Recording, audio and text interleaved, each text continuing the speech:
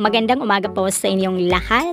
Narito po ang panalong full performance ni Miss Globe Philippines, Miss Jasmine Bongay, na kung saan ay plakado at pasabog sa kanyang aurahan sa kanyang full performance sa Grand Coronation Night ng Miss Globe 2024.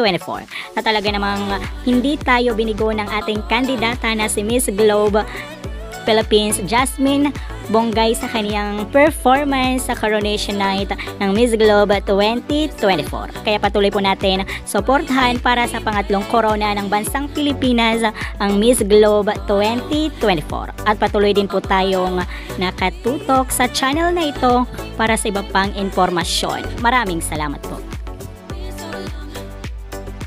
Ano kaya ang masasabi mo rito? I-comment mo dyan sa comment box at huwag kalimutang mag-subscribe para always updated. Ako po ang inyong lingkod, Akiko Umaling. Maraming salamat po.